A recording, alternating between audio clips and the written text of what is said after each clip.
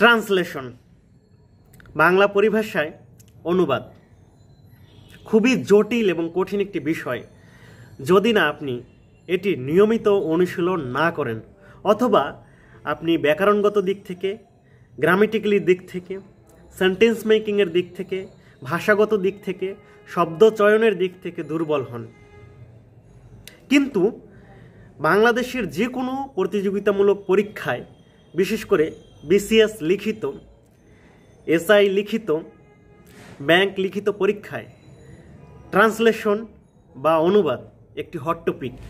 এখান থেকে প্রশ্ন থাকবেই। বাংলা থেকে ইংরেজি বা ইংরেজি থেকে বাংলা আপনাকে ট্রান্সলেশন বা অনুবাদ করতে দেয়া হবেই। সুতরাং এটিতে অবহেলা করার কোনো সুযোগ নেই। ট্রান্সলেশন ভালো করার ক্ষেত্রে শর্টকাট কোনো নিয়ম নাই, কোনো নিনজা টেকনিক নাই, কিন্তু কিছু কৌশল আমি আপনাদের বলতে পারি যে কৌশলের মাধ্যমে আপনি কিছুটা হলেও ট্রান্সলেশনে ভালো করতে পারেন। কৌশল একটাই, প্র্যাকটিস প্র্যাকটিস প্র্যাকটিস।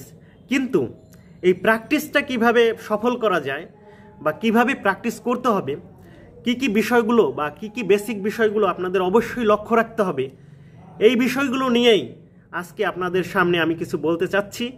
ভুল ত্রুটি ক্ষমা সুন্দর দৃষ্টিতে দেখবেন, কারণ ট্রান্সলেশন এমন একটি বিষয় যেটি আমি কেন অনেক বড় বড় মহারথীও এটি ঠিকভাবে পারে না। তো আমি চেষ্টা করছি। তো চলুন ইন্ট্রোতে আসি। আমি SI Subrata Shovan, 36 sub inspector ব্যাচের একজন সদস্য।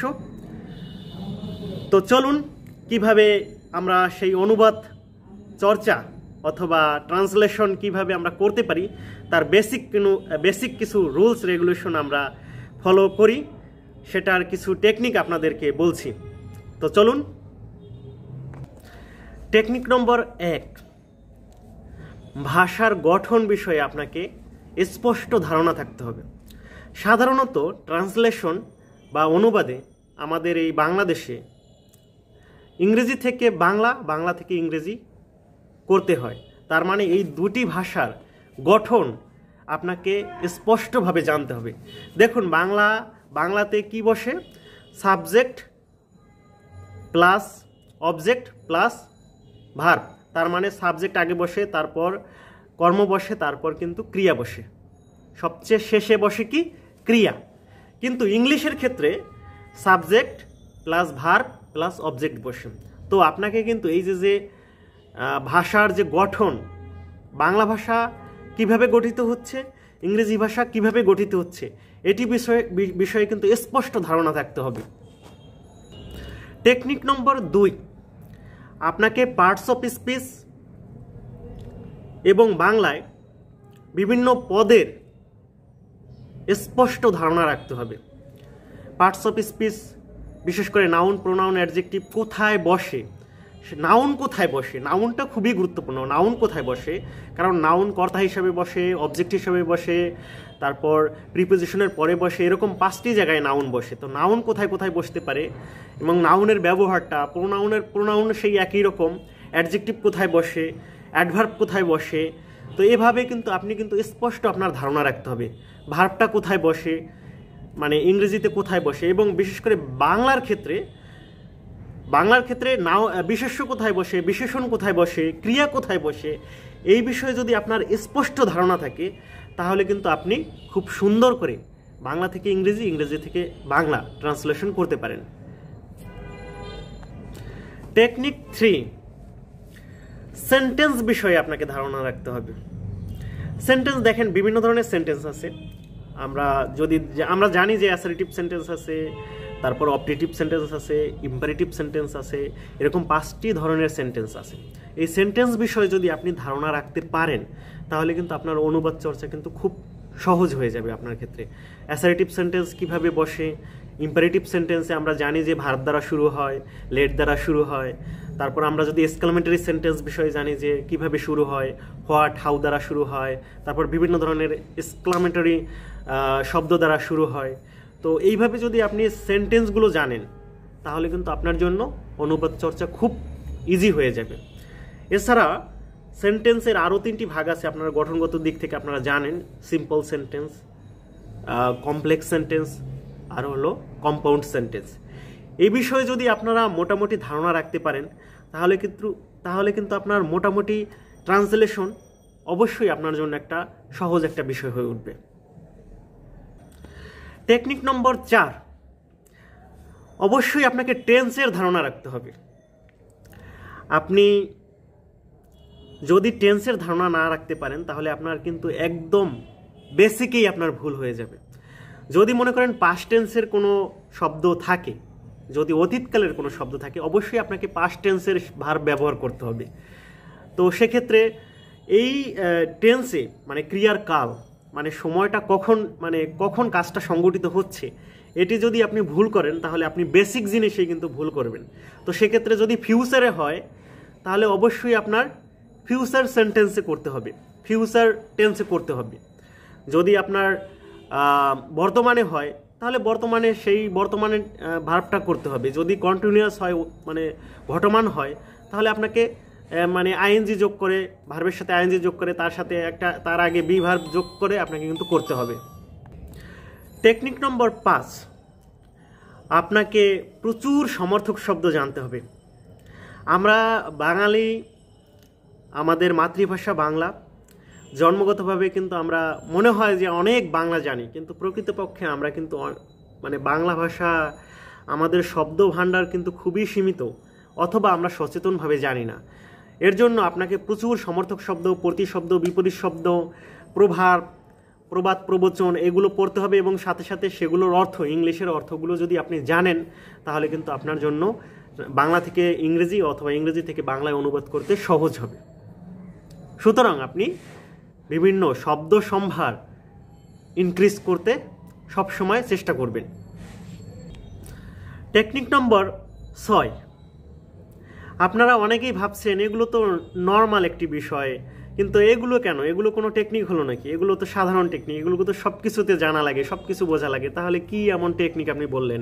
যাই হোক, তাদের ক্ষেত্রে আমি এখন নিয়ে আসছি নতুন টেকনিক, যে আপনারা যখন ট্রান্সলেশন করতে যাবেন বা অনুবাদ করতে যাবেন, আপনি সেন্টেন্সের প্রথমে দেখবেন যে আসলে সাবজেক্ট কোথায়, সাবজেক্ট খুঁজে বের করার চেষ্টা করবেন। এরপর আপনি ভার্ব খুঁজে বের করার চেষ্টা করবেন, অবজেক্ট খুঁজে বের করার চেষ্টা করবেন।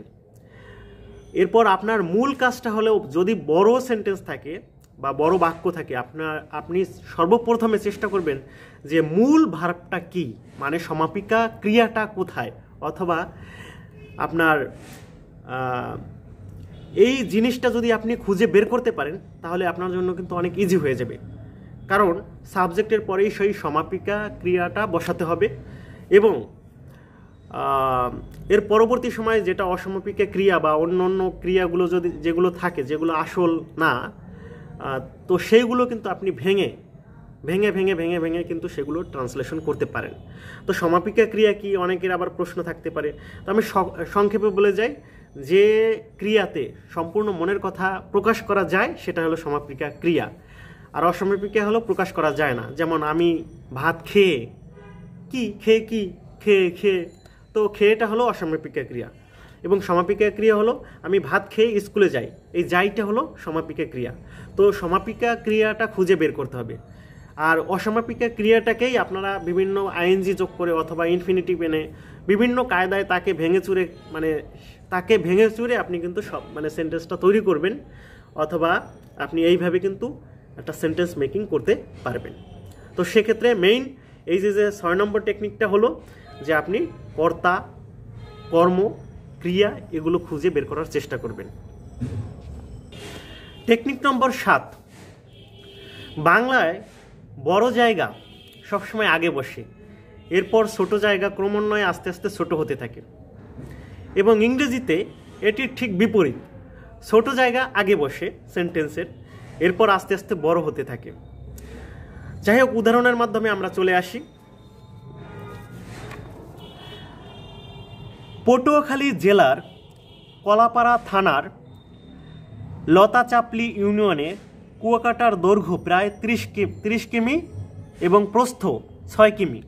দেখুন, পটুয়াখালী জেলা কিন্তু সবচেয়ে বড় জায়গার নাম, তারপর এটার আন্ডারে কিন্তু কলাপাড়া থানা, এরপর এই কলাপাড়া থানার আন্ডারে কিন্তু লতাচাপালি ইউনিয়ন। তো যাই হোক, মূল কথা হচ্ছে বড় জায়গাগুলো বাংলায় আগে আসবে, এরপর আস্তে আস্তে ছোট হতে থাকবে, কিন্তু ইংলিশে কিন্তু এটা কি ছোট জায়গা থেকে আস্তে আস্তে বড় হতে থাকে। যেমন ইংলিশে দেখুন, Kuakata in Latachapali union under Kalapara police station of Patuakhali district is about 30 kilometre in length and 60 kilometre in breadth. আশা করি বুঝতে পেরেছেন। Technique number 8, noun in apposition. মানে নাউনের অতিরিক্ত পরিচিতি যদি কোনো শব্দ তুলে ধরে, সেটাও কিন্তু আর একটা নাউন, কিন্তু অতিরিক্ত পরিচিতি যদি তুলে ধরে সেক্ষেত্রে আপনি কিভাবে এটি বাংলায় কিভাবে ব্যবহার করবেন এবং ইংরেজিতে কিভাবে ব্যবহার করবেন, এই টেকনিকটা আপনারা দেখুন। আপনারা দেখেন, স্ক্রিনে দেখুন। গ্রামীণ ব্যাংকের প্রতিষ্ঠাতা ডক্টর মুহাম্মদ ইউনুস শান্তিতে নোবেল পুরস্কার পেয়েছেন। দেখুন, গ্রামীণ ব্যাংকের প্রতিষ্ঠাতা, এটি একটি নাউনের অ্যাপোজিশন। ডক্টর মোহাম্মদ ইউনুস কিন্তু আসল নাউন এবং এটির অ্যাপোজিশন হলো গ্রামীণ ব্যাংকের প্রতিষ্ঠাতা।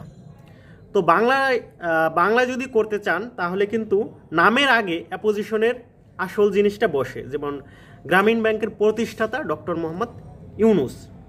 কিন্তু ইংলিশের ক্ষেত্রে ডক্টর মোহাম্মদ ইউনুস আগে লিখবেন, তারপর কমা দিবেন দ্য ফাউন্ডার অফ গ্রামীণ ব্যাংক, এরপর কমা দিবেন, তারপর বাকি বিষয়গুলো লিখবেন, যেমন has got Nobel prize on piece.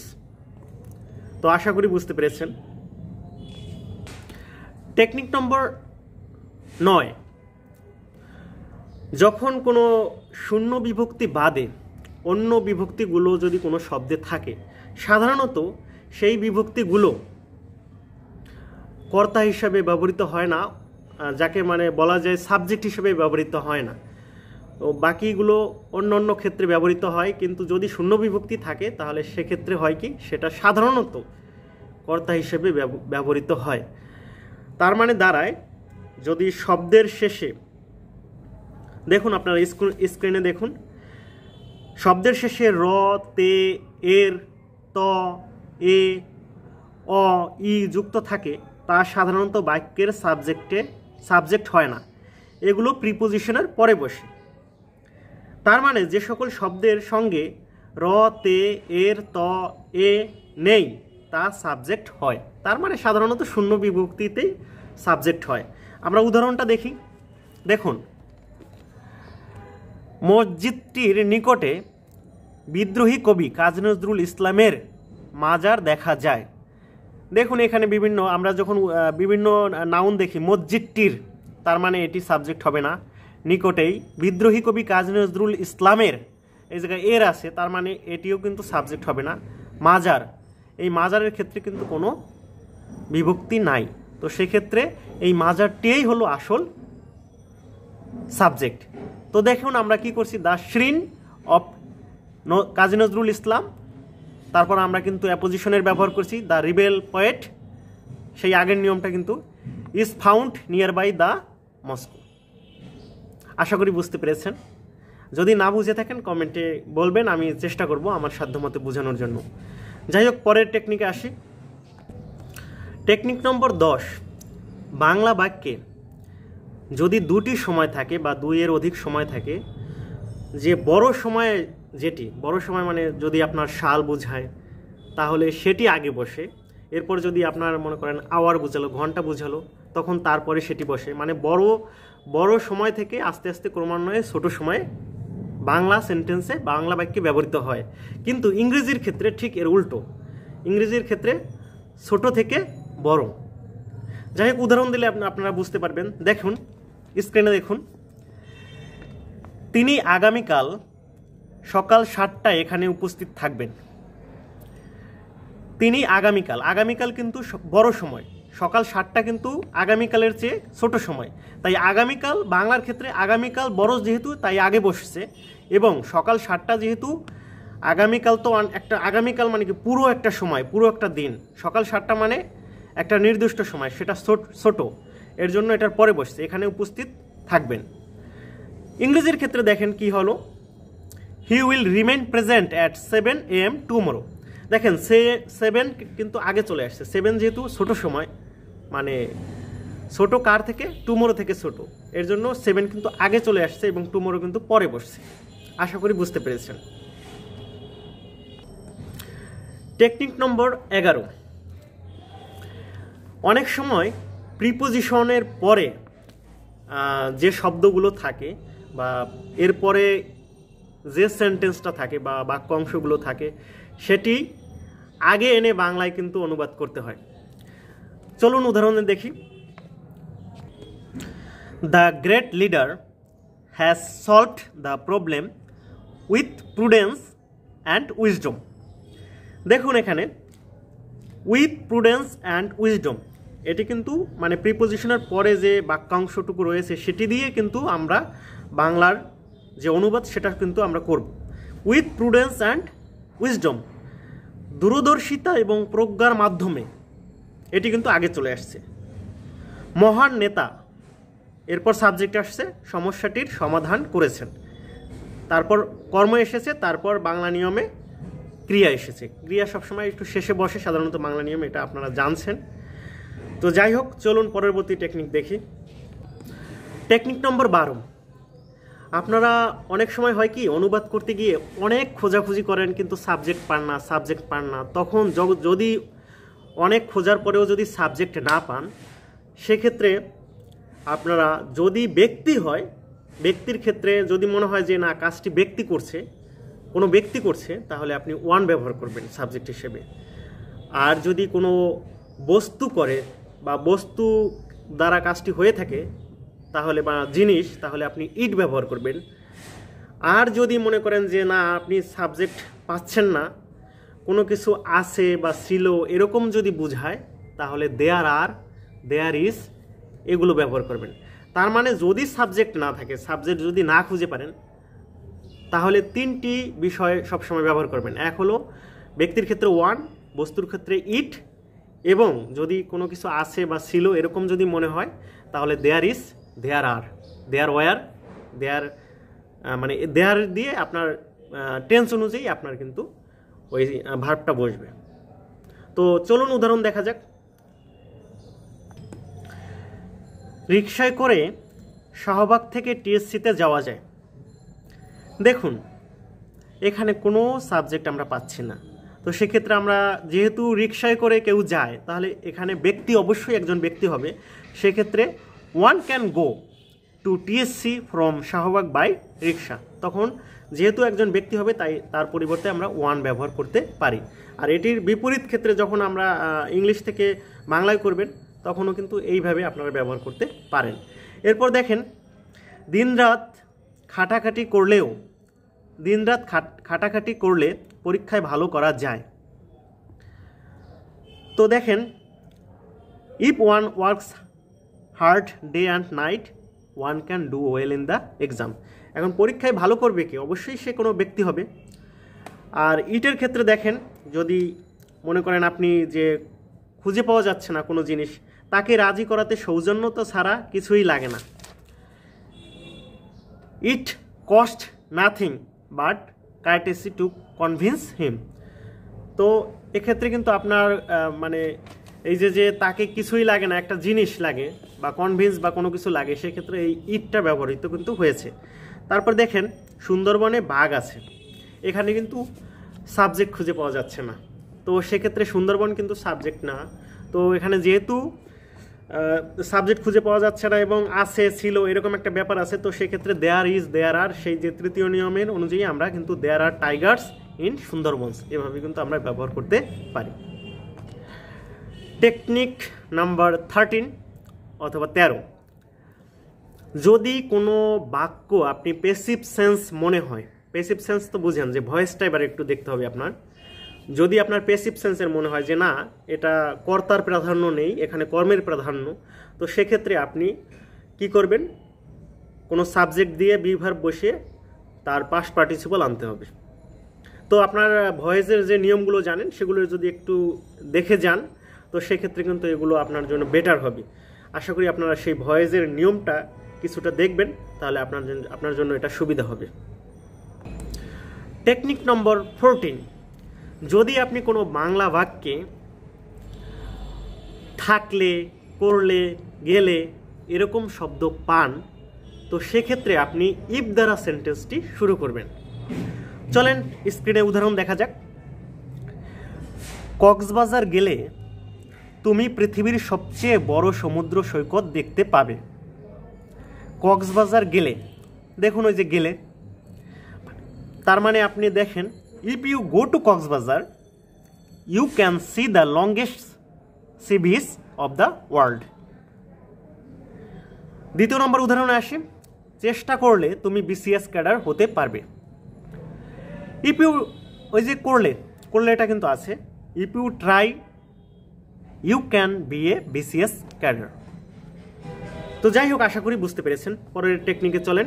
Technique নম্বর 15, যদি বাংলা বাক্যে করলেও, গেলেও, খেলেও, চাইলেও এরকম যদি দেখতে পান, তাহলে আপনি দো বা অলদো ব্যবহার করবেন। তো চলুন উদাহরণ দেখা যাক।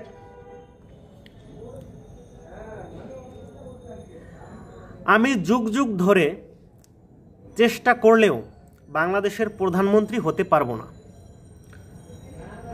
এই যে করলেও, দেখুন একটু কষ্ট করে দেখুন, করলেও, though I try for ages I can not be the prime minister of Bangladesh. তো বুঝতে পেরেছেন, এরকম যদি দেখেন, এরকম কিন্তু সেমভাবে আপনি বাংলা থেকে ইংলিশ, ইংলিশ থেকে বাংলা, এইভাবে দুটি পদ্ধতি কিন্তু আপনি করতে পারবেন। তো চলুন পরের টেকনিকে। টেকনিক নম্বর 16, কোনো বাক্যে যে সকল লোকেরা যদি থাকে, তাহলে আপনি এটার পরিবর্তে বসাবেন দ্য পিপল হু। যদি থাকে আমরা যারা, তাহলে বসাবেন উই হু।